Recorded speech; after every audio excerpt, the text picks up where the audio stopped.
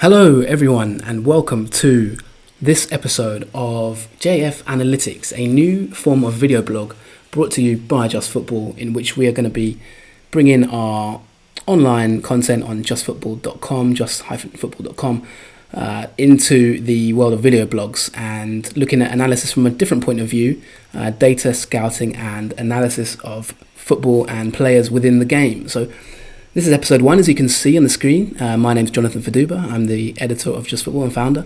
Welcome, and I hope you enjoy this. So please hit subscribe, of course. And if you want to hit the YouTube channel, bit.ly/JF Analytics on the screen there, as you can see it. And also you can hit us up on Twitter at Just Football. We brought you many long-form types of writing in the past, analysing players. Generation Next is one example, and others, the Good Player Guide, the JF20, our yearly profile of the best young players to watch in world football. And we're going for something a little bit different now, and we're going to start these video blogs and see what the reaction is. So let's get into it and start with the first one. Now, the reason we've brought you this one is because I also run a podcast called the Nordic Football Podcast, and I've worked within Scandinavian football scouting and that kind of thing, analysis. And this is a player who we recently put out requests for analysis. We said, who would you like to see us on our Twitter at Nordic Footpod? We asked, who would you like to see us profile? What players do you think we should, look at in the league as the season approaches in Sweden? The season was supposed to begin recently. And the first example, first name that came up was the following player. So we're going to delve into it, we're going to take on the challenge and delve into this player. We've been watching a lot of his clips, so let's get on with this scout report. Now, the player, his name is Anthony van den Hurk. So this is going to be the first player we assess and analyse. We have a partnership with Scout on Just Football, so we'll be using Scout data, and thanks very much to them, our partners.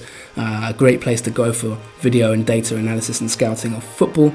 Van der Hurk, let's get into him. He's a new signing for Helsingborg, as you can see the club badge here. Helsingborg, a big club in Sweden. They've won the title 5 times in their history, and recently were promoted. This is their second season now back from promotion in 2020, and they'll be looking to build on that and finish in a higher position. So they've dipped into the market and signed Van den Hurk, who is a striker, Dutch striker of Curacao origin, 27 years old, so good body of sort of experience and youth, good blend. He was at PSV Eindhoven as a young player, played in the same youth teams as Memphis Depay and other players like that, talented players in that academy in the Netherlands. Such a great, breeding ground of players, such a great development area in the Netherlands in terms of academies. But he didn't quite make it at PSV and moved on eventually to FC Den Bosch, followed by FC Eindhoven, De Graafschap, MVV Maastricht, and now his current club, Helsingborgs IF. And now he was supposed to join Helsingborg at the end of the season, but because of the COVID-19 crisis, Maastricht, he'd already agreed to leave on a free transfer, but Maastricht decided, whether the league was suspended, Helsingborg decided to take up an option and sign him for a little bit of money and bought him out, so he is available for the full season, and he has a market value of 300,000 euros. Let's take a deeper dive into this player. What kind of player is he, and who is Anthony van den Hurk, and why should you be interested in him as a Helsingborg fan or follower of football or Swedish football in particular? Well, he's a penalty box player, and as you can see from his goal stats, his career stats, he is a goal getter. He's spent his entire career to date in the Keukenkampioenen Divisie. I don't know if my pronunciation there is great, but that's the second division of Dutch football, playing 201 games for the club, for his various clubs, 13,638 minutes in total for the 27-year-old, and 78 goals. So that works out at about 1.9, a goal every 1.9 games, so roughly a goal every other game across his career so far. 17 assists as well, quite a productive player. And he began his career at Den Bosch, FC Eindhoven. You can see his goal tallies there, 27 goals for FC Eindhoven, moved to De Graafschap, 19 goals, and then MVV Maastricht, his most recent club. He's been there for some seasons now, 32 goals in 65 games. He's upped his ratio in terms of productivity, and he has, as you can see, the captain's armband on him, looking very happy there. So what is this player's strengths and what are his abilities and weaknesses, which we'll delve into. Well, the first thing to note about this player is, he doesn't get involved too much in the build-up, besides general target man duties. He's a real target man type player, a penalty box player, strong, good physical and athletic profile, and a presence. We've looked at the Y-Scout data and we've profiled it into a table here. As you can see, sharpshooters of the Eerste Divisie, the second division in the Netherlands, and you can see Van den Hurk just here. He profiles well. He's in that top bracket of players, and this is XG per 90 versus non-penalty goals per 90, and he's got a very good ratio. And on this graphic, the larger the circle, that's more touches in the box per 90 minutes. So he's a player who has a lot of touches in that penalty area, as you can see, and he ranks very highly in terms of non-penalty goals and expected goals per 90 in that league. Really, you could argue with 17 goals this season for Maastricht, he's perhaps outgrown them. He is their main man, their main striker. So you can see from that graph, he profiles well. Good physical and athletic profile. Here's an example of a goal that he scored. You'll see him here coming to the picture now. Van den Hurk, there he is, the number 9, waiting for his moment, and goes into the box, and a lovely header there on the counter attack. Very nice angled header, shows his ability in the air. He's strong in the air, he occupies centre halves. We'll watch it one more time, and he's got good physical characteristics, and heading is a real strength of his. He scored 4 goals from headers this season in the league, and we'll look at that in a second. Cute finisher, you can see the run here, just waits and the near post run, and that is a perfectly executed header, really, isn't it? Glanced into the net from a decent range. A very, very decent example of his ability as a striker. Now, here's the report on him. You can see from his goals, this is a real penalty box player, as we mentioned, isn't it? He's a player that doesn't get many goals, if any, outside the box. This is his season just gone, Van den Hurk. No goals from outside the area, of course, from 11 shots, but inside that area is where he takes the majority of his shots, isn't it? You can see there, a real high percentage of shots in the box. You can see his variety of finishes across his career as well. 38 right foot shots, 20 headed shots, 10 left footed shots. His breakdown of goals this season for Maastricht, he scored 17, 4 headers, 7 with his right foot, 3 with his left foot, 2 penalties, and 1 was a bit of a dubious goal, to be honest, off his body, but it could well have even been an own goal. And he's also weighed in with 3 assists. They were 2 right-footed crosses and 1 cushion header. We've watched a lot of video of this player and watched those games back. And he's a cute finisher in that box, as you can see. He likes to get in there, 6-yard area, 1-touch finishes, that kind of thing. And heading and timing of his runs are kind of a strength of his. This is a great example of a goal that he scored on his left foot. Now, this is from the same game against Den Bosch, one of the last games he played for Maastricht. And Helsingborg fans, what they'll love about this, see the strength here, takes his man, couple of touches, left-footed, calm finish into that area, low corner. And the way he occupies that centre-back shows real ability and strength to hold him off. So that is really what he can offer. He's a dangerous player in that area, and you need to look out for him, really. And he's probably gone to that next level now, in the sense of ready for a higher division. And he's said himself, the intensity of the Swedish league he's already adapting to that and having to adapt to it at a higher level. Let's have a little comparison now, the statistical comparison. Let's look at him from the point of view of other players in the league.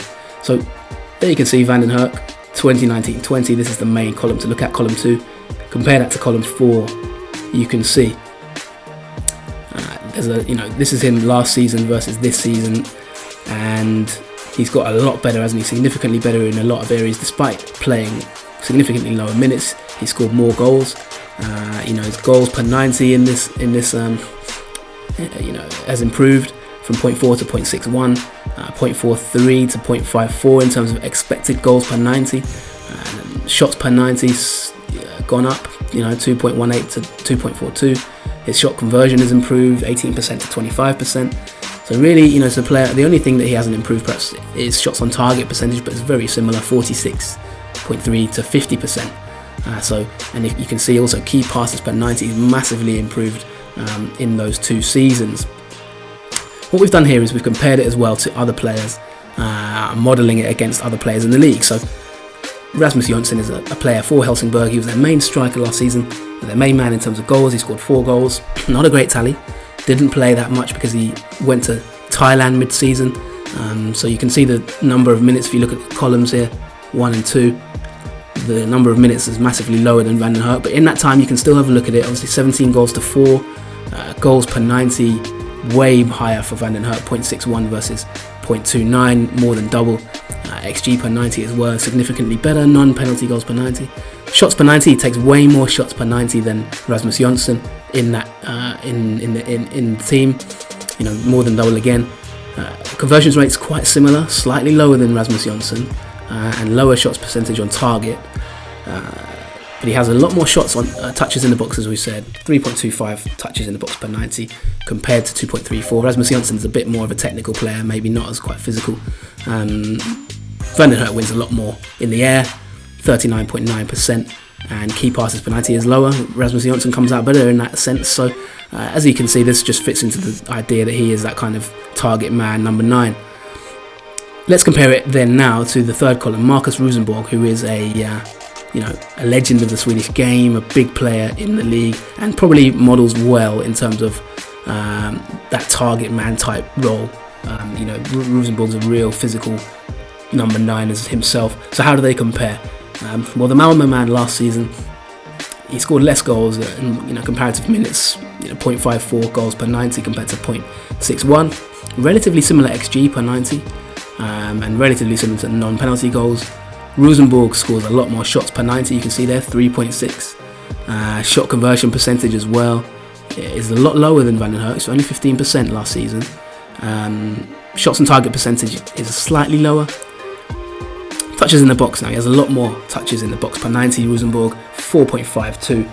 Reason for this could be obviously he's playing for Malmö, who are one of the biggest teams in that league, whereas Van den Hurk at Maastricht, traditionally, he's more of a mid-table type player. Maastricht have finished 12th and 15th in their last 2 seasons.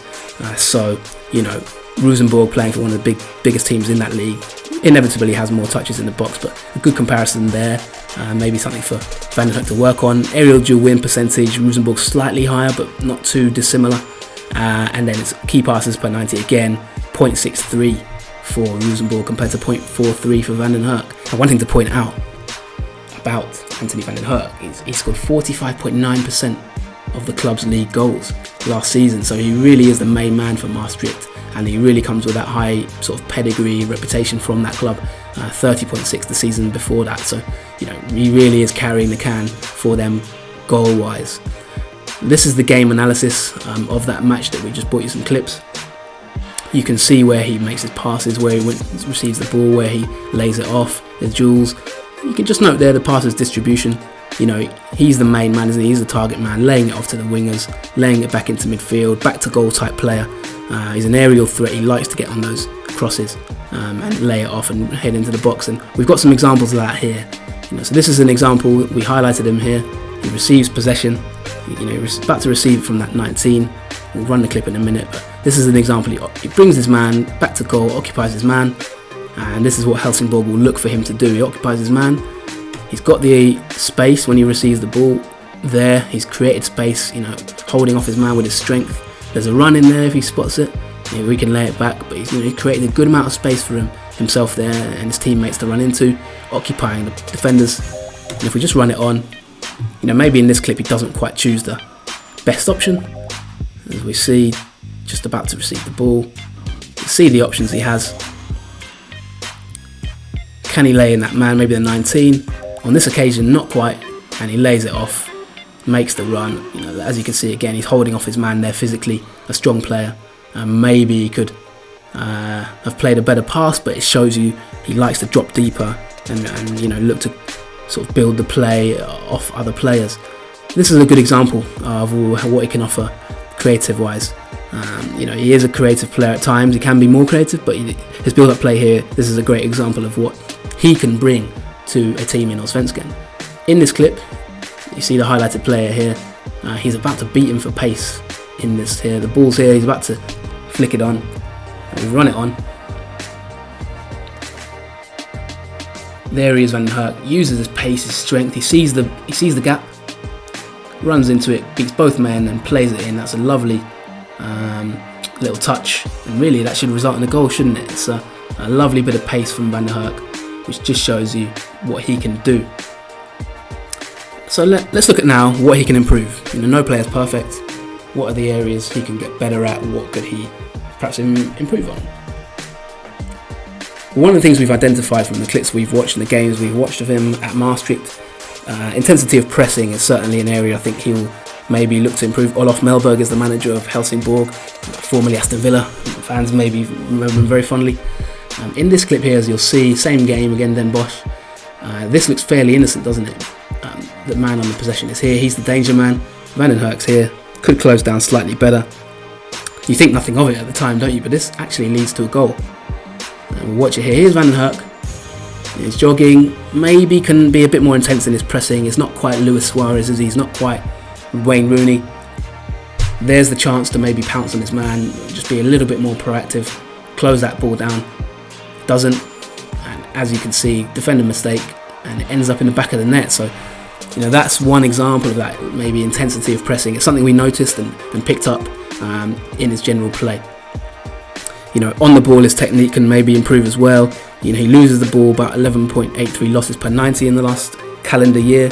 So he can retain possession maybe slightly better for his team. Maybe more shot assists, maybe more through passes, that type of thing. But let's look at how he'll adapt at Helsingborg. Now Helsingborg, as I mentioned, they're 5 times champions of Sweden. Mellberg is working on a new project here. Can Anthony Van den Hurk be their new Jordan Larsson? Can he be their Razak Omotoyosi, the famous African player who was their top goal scorer in the league at one point for them? Can he really be that main man up front? He's got competition around him, he's got competition for places, the likes of Nolan Bow, but one thing that will really excite Helsingborg fans is the wide players and the midfielders that they have should benefit from having such a aerially adept and strong target man. They can play off him. The likes of Armin Djidjevic, who's linked with a lot of big clubs. Wolves have been looking at him, Premier League teams looking at him. Max Svensson as well should also benefit. They've got a lot of decent creative players now, Helsingborg, compared to, they were a bit turgid last season, finishing 10th in the table. Not really high goal scorers. They were a little bit stale to watch at times. This season they got a lot more creativity around them, and maybe Van den Hurk can be the man to sort of hold that ball up, get on the end of chances, finish it off and create goals for his team. I model it maybe at about 8 to 10 goals in the Allsvenskan. Should be a realistic maybe target for him. We'll see if he can match that at Helsingborg. It's a big club, a big stage for him. He's admitted it's a big leap. There he is, Anthony Van den Hurk, at his new ground. He'll be looking to adapt and we'll see how he will get on. So I'd love to know your thoughts. Thanks a lot for watching. This is a video analysis, as I've said. Do drop us a comment and do hit bit.ly/JFanalytics to subscribe. You can leave a comment below. Subscribe to the YouTube channel. We'll be bringing you many more of these in the weeks and months to come. My name is Jonathan Fadubra, as I've said. You can catch me on Twitter at JFFootball. I'd love to hear your thoughts, and if you're a Helsingborg fan, tell us what you think of Anthony Van den Hurk. Can he be your main man this season? Have you got high hopes for him based on what you've seen? And hopefully this gives you an introduction to the player and a little bit more context as to what kind of player he is and what he might be able to do. So thanks very much for watching. Hope you've enjoyed this first JF Analytics data piece, video blog. Like I say again, subscribe, and I look forward to seeing you in the next one. Take care. Goodbye.